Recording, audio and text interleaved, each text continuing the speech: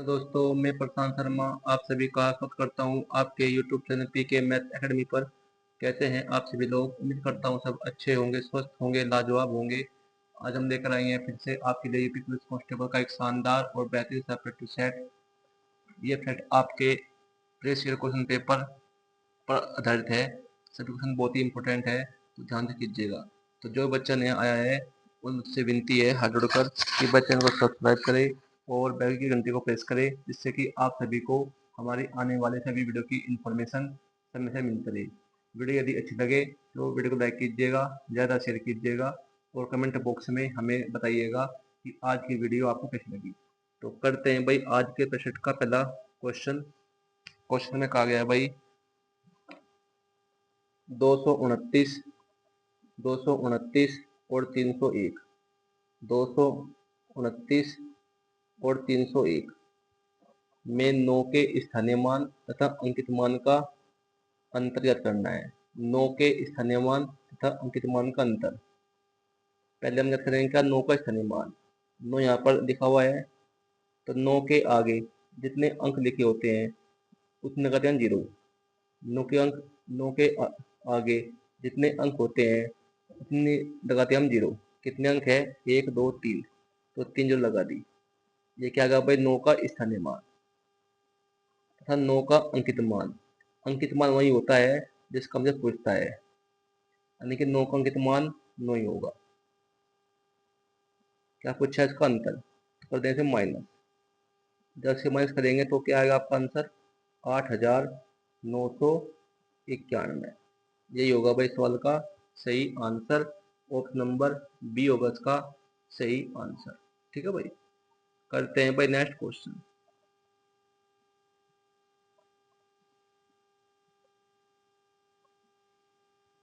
Question में कहा गया है भाई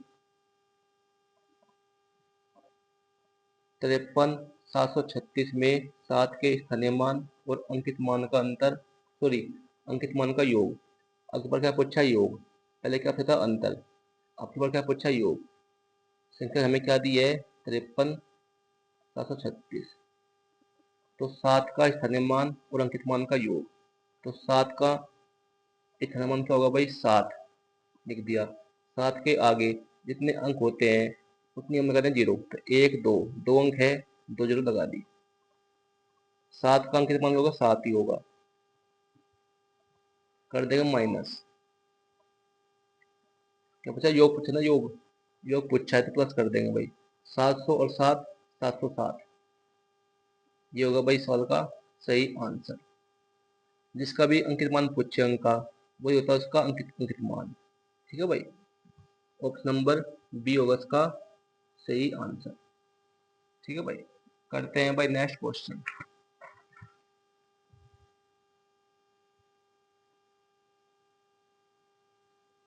क्वेश्चन में कहा गया है भाई जब संख्या को 5 से भाग देने पर शेषफल 2 बचता है तो संख्या n स्क्वायर को 5 से भाग देने पर कितना शेषफल बचेगा? बहुत ही बड़ा क्वेश्चन है भाई।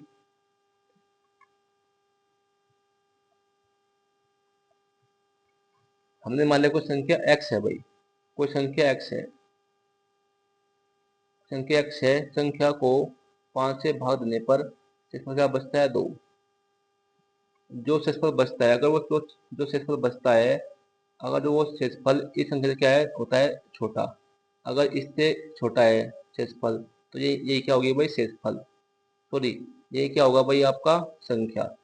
जो शेषफल बचता है अगर वो इससे छोटा है तो ये क्या हो गई भाई? संख्या। तो यहाँ से x मान क्या? 2, यानी कि n का मान क्या? 2। n का मान 2 आ गया, तो 2 का स्क्वायर 4। अब 4 को देंगे हम 5 से भाग।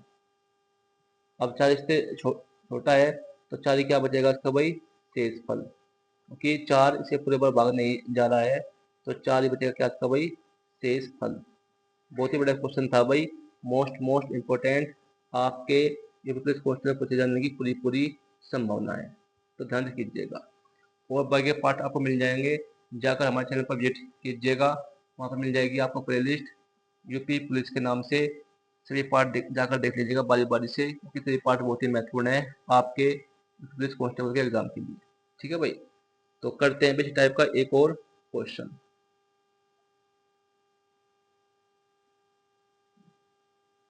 क्वेश्चन में कहा गया है भाई, किसी संख्या को 280 से विभाजित करने पर 73 शेष बचता है, उसी संख्या को 35 से विभाजित करने पर कितना शेषफल बचेगा। बहुत ही बेहतरीन क्वेश्चन है भाई, मोस्ट इंपोर्टेंट। बिल्कुल सेम क्वेश्चन है। हमने मान ली कुछ संख्या x है भाई, कुछ संख्या x है, x को हमने ना 280 से भाग, तो शेषफल क्या बचता है भाई 73। हमने क्या बताया था, जो जो भी बचता है हमें हमारा शेषफल अगर इससे छोटा है तो जो शेषफल होता है वही क्या होती है आपकी संख्या, यानी कि संख्या क्या गई हमारी 73। अब यानी कि उसी संख्या यानी कि 73 को 35 से भाग दिया जाए तो शेषफल क्या बचेगा। तो 35 दूनी 70, 73 में से 70 गया, क्या बचेगा 3, तो 3 बचेगा इसका भाई शेषफल। यही होगा भाई सवाल का सही आंसर, ऑप्शन नंबर सी होगा इसका सही आंसर। ठीक है भाई, करते हैं भाई नेक्स्ट क्वेश्चन।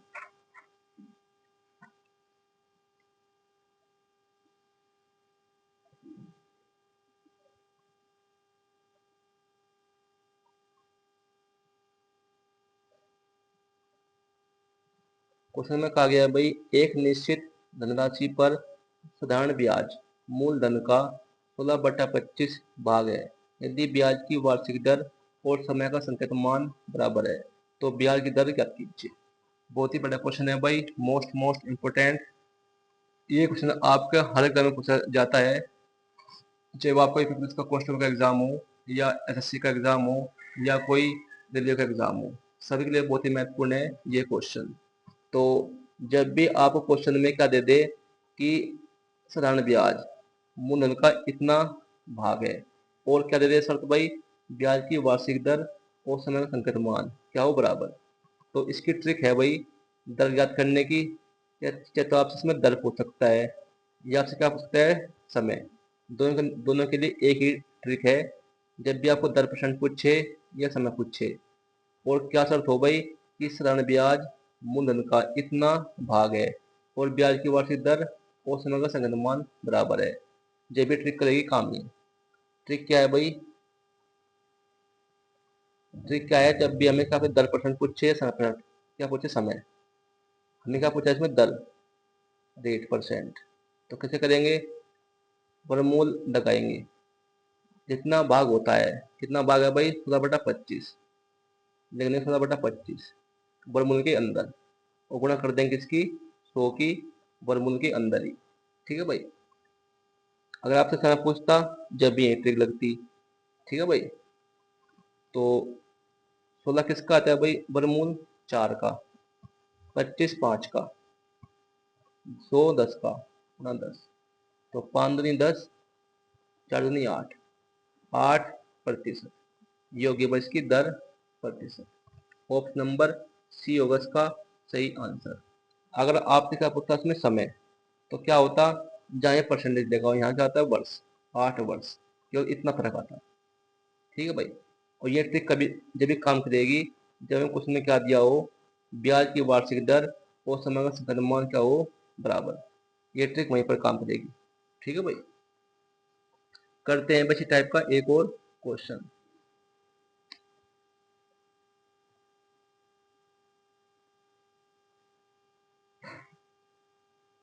क्वेश्चन में कहा गया भाई, एक निश्चित धनराशि पर साधारण ब्याज मूलधन का 9/25 भाग है, यदि ब्याज की दर और समय का संबंध बराबर है तो समय क्या करें। अब दोबारा क्या पूछे में समय, बिल्कुल सेम ट्रिक लगाएंगे जो मैं ट्रिक लगाई थी पिछले वाले क्वेश्चन में, लेकिन आपके पास क्या पूछा समय, पहले हमसे क्या पूछा था दर, लेकिन सेम ट्रिक लगाएंगे।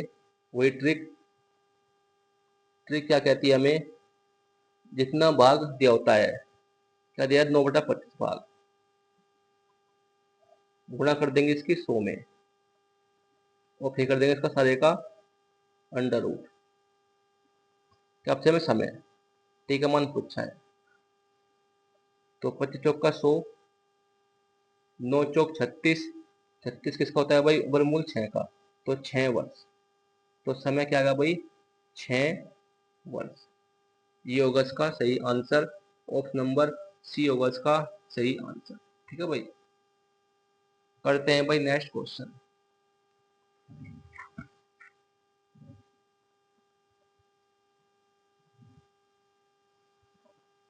क्वेश्चन में कहा गया भाई, दो संख्याओं का एचसीएफ 12 है और उनका एलसीएम 924 है।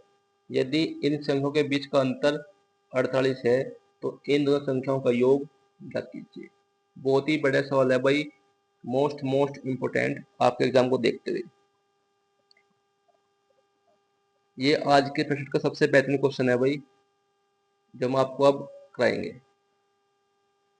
दो संख्याओं का एचसीएफ यानी कि महत्तम समावर्तक 12 है और उनका एलसीएम यानी कि लघुत्तम समावर्तक क्या दिया? 924। यदि इन संख्याओं के बीच का अंतर 48 है तो इन दोनों संख्याओं का योग ज्ञात कीजिए। जब भी हमें एचसीएफ दिया हो, हमें एचसीएफ क्या दिया? 12। एचसीएफ हमें क्या दिया है भाई? 12। जब एचसीएफ 12 दिया है तो संख्या हमारी कौन कौन सी होगी भाई? एक तो होगी 12 ही, आप 12x मान लो भाई, 12x। और एक संख्या क्या होगी हमारी? 12y। आप कुछ भी मान सकते हैं, ए बी सी डी कुछ भी। हमने मान ली x 12x 12y। अगर एचसीएफ होता 11 तो संख्या, तो हमारी संख्या क्या होती? 11x 11y। अगर होता है यहाँ पर एचसीएफ कितना? 13, तो संख्या क्या होती है हमारी? 13x 13y। और इनका एलसीएम क्या होगा भाई? कॉमन क्या है? 12 और ये xy। ये क्या होगा उसका एलसीएम?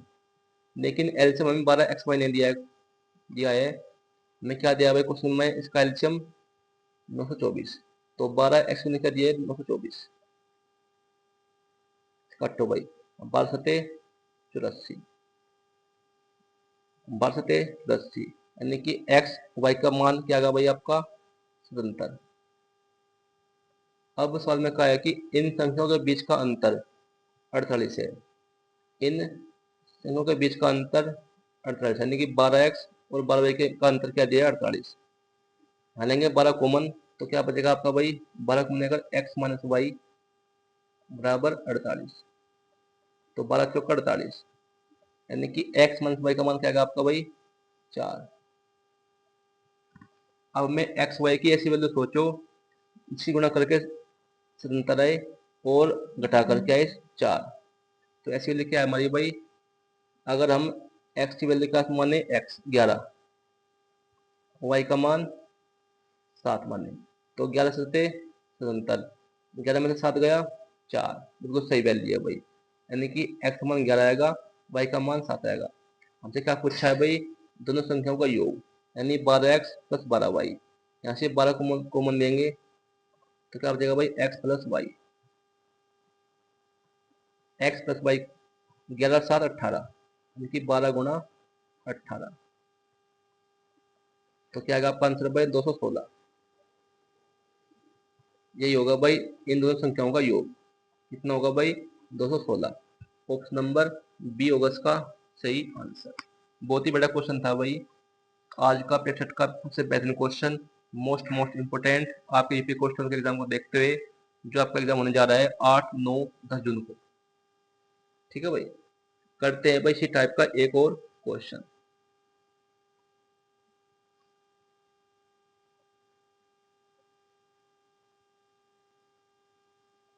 क्वेश्चन में कहा गया है भाई, दो संख्याओं का एचसीएफ 13 है और उनका एलसीएम 455 है। यदि इन संख्याओं के बीच का अंतर 26 है तो इन दोनों संख्याओं का योग ज्ञात करें। बिल्कुल सेम क्वेश्चन है, से भी इसे करेंगे। हमने क्या बताया था आपको? अगर आपको एचसीएफ दे दे, जितना एचसीएफ दिया होता है तो संख्या क्या होगी हमारी? संख्या को एचसीएफ क्या दिया है? 13, तो संख्या क्या होगी हमारी? 13x और 13y। अगर होता है यहाँ पर एचसीएफ 15 तो क्या होती है भाई संख्या? 15x 15y। तो इनका एलसीएम क्या होगा आपका? 13xy। लेकिन सवाल में कहा है कि इसका एलसीएम 13xy नहीं है, क्या दिया? 455। अट्ठो से भाई 13 तिया 39, यहाँ पर 6 13 5 13 5 65, तो एक्स वाई का मान क्या आएगा भाई 35। अब सवाल में क्या कहा गया है कि इन संख्याओं के बीच का अंतर, यानी कि 13x 13y के बीच का अंतर 26 है। जब इनका अंतर करेंगे तो 13x माइनस 13y, 13 कॉमन ले लेंगे, क्या बचेगा आपका ब्रैकेट में x माइनस वाई बराबर 26, 13 दूनी 26। तो x माइनस वाई का मान आएगा 2, x माइनस वाई का मान आएगा 2। अब हमें x और y की ऐसी वैल्यू सोचनी है, इसी गुणा करने पर 35 आए और घटाकर 2 आए। तो ऐसी वैल्यू क्या है, अगर हम x की वैल्यू क्या माने 7, y का मान 5, तो 7 पंजे 35, 7 में 5 गया 2, बिल्कुल सही वैल्यू है। हमें क्या करना क्या है भाई, दोनों संख्याओं का योग, यानी कि 13x प्लस 13y। यहाँ से हम 13 कॉमन लेंगे तो क्या बचेगा ब्रैकेट में x प्लस वाई। इसका मान हमसे पूछा है, तो x प्लस वाई, x का मान 7, y का मान 5, 7 5 12, तो 13 गुणा 12, 13 गुणा 12, इकाई अंक का प्रयोग कर लो भाई, 3 दूनी 6, जिसका भी इकाई अंक 6 होगा वही होगा आंसर। ऑप्शन में बी दिए में इकाई अंक 6 दिया है, तो 13 गुणा 12 क्या आएगा आपका 156। ये होगा भाई सवाल का सही आंसर, ऑप्शन नंबर बी होगा इसका सही आंसर। ठीक है भाई, बहुत ही बड़ा क्वेश्चन था भाई, मोस्ट इंपोर्टेंट। करते हैं भाई नेक्स्ट क्वेश्चन।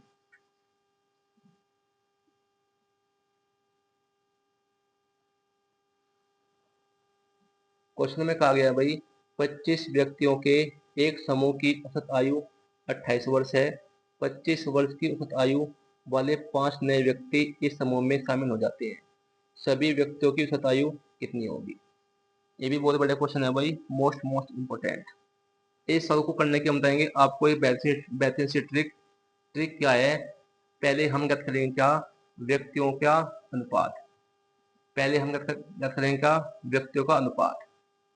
व्यक्ति हमें क्या दिया भाई, 25 और 5 व्यक्ति, 25 और 5 व्यक्ति, कटो 5 से, तो 5 कम 5, 5 पंजे 25, तो अनुपात क्या आएगा भाई व्यक्तियों का 5:1। और टोटल व्यक्ति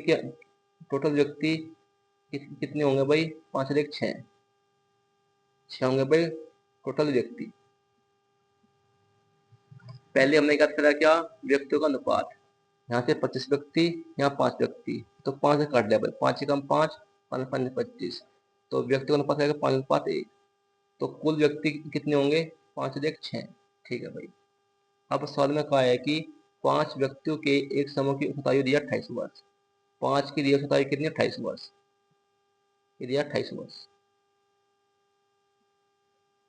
25, जबकि जो 5 व्यक्ति है इनकी औसत आयु कितनी दिया है 25 वर्ष, एक की वजह क्या दिया 25। क्या पूछा हमसे, सभी व्यक्तियों की औसत आयु, उनकी 6 की वैल्यू पूछी है। तो सभी व्यक्तियों की आयु, औसत आयु हमने मान ली भाई कितनी है x, कितनी है भाई x। सभी व्यक्तियों की औसत आयु हमने करके x है भाई। अब करो भाई सोल्व, कर दें गुणा भाई, 6 गुणा x 6x, 28 पंजे 140, 25 कम 25 प्लस 25, 140 प्लस 25 कितना होगा भाई 165।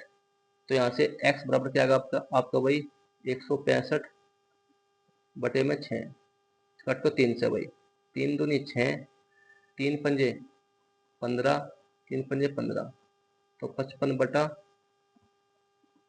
2, 55 को 2 से भाग देंगे, 2 दूनी 4, 2 सत्ते 14, 27.5 वर्ष। ये क्या गया आपकी सभी व्यक्तियों की औसत आयु कितनी, 27.5 वर्ष। ऑप्शन नंबर बी होगा इसका सही आंसर। ट्रिक अच्छी लग रही हो तो वीडियो को ज़्यादा लाइक करें, ज़्यादा शेयर करें भाई। करते हैं भाई नेक्स्ट क्वेश्चन। ट्रिक अच्छी लग रही हो तो कमेंट बॉक्स में हमें बताइएगा कि ये ट्रिक कैसी लग रही है आपको। करते हैं इसी टाइप का एक और क्वेश्चन। क्वेश्चन में कहा गया भाई 30 व्यक्तियों के एक समूह का औसत वजन 40 kg है। 30 केजी औसत वजन वाले 10 नए व्यक्तियों इस समूह में शामिल हो जाते हैं, तो सभी व्यक्तियों का औसत वजन कितना होगा? हमने क्या बताया था, पहले हम करेंगे क्या, व्यक्तियों का अनुपात। यहाँ ये 30 व्यक्ति, यहाँ है 10 नए व्यक्ति, तो इसका तो 10 थे भाई, 10 ही कम 10 और 10 दिया 30, तो व्यक्ति का अनुपात क्या आएगा, 3:1। कुल व्यक्ति कितने होंगे, 3 और 1 4। अब सवाल में कहा है कि 30 व्यक्तियों के एक समूह का औसत वजन क्या है, 40 किलोग्राम। 3 की वैल्यू क्या दिया है, 40 औसत, जबकि इनको हमें क्या दिया भाई, 30 केजी। क्या पूछा हमें, सभी व्यक्तियों का औसत वजन, तो सभी व्यक्तियों का औसत वजन हमने मान लिया क्या भाई, एक्स है भाई। आप कुछ भी मान सकते हैं, एक्स वाई जेड। हमने मान लिया क्या भाई, एक्स है इसका औसत सभी व्यक्तियों का। आप कर दो भाई गुणा, तो 4 गुणा एक्स 4x, 40 दिया 120, 30 कम 30। अब 120 और 30 कितने हो गए, 150, तो 4x बराबर क्या आएगा, 150, घटो 4 से भाई, तो x बराबर क्या आएगा भाई, 150 बटे में 4। इससे पहले आप 2 से कटो भाई, 2 दूनी 4, 2 सत्ते 14, 2 पंजे 10, 70 बटा 2। 70 बटा 2 क्या होता है आपका, 37.5, 37.5 केजी। यानी कि सभी व्यक्तियों का औसत वजन क्या आएगा आपका, 37.5 केजी। ऑप्शन नंबर सी होगा इसका सही आंसर। ठीक है भाई, तो भाई आज के लिए इतना ही। वीडियो यदि अच्छी लगी हो तो वीडियो को लाइक कीजिएगा, ज़्यादा शेयर कीजिएगा और कमेंट बॉक्स में हमें बताइएगा कि आज की वीडियो आपको कैसी लगी। तो मिलते हैं आपसे कल एक ऐसी वीडियो देकर, ऐसे क्वेश्चन लेकर। तब तक के लिए आपका बहुत बहुत धन्यवाद।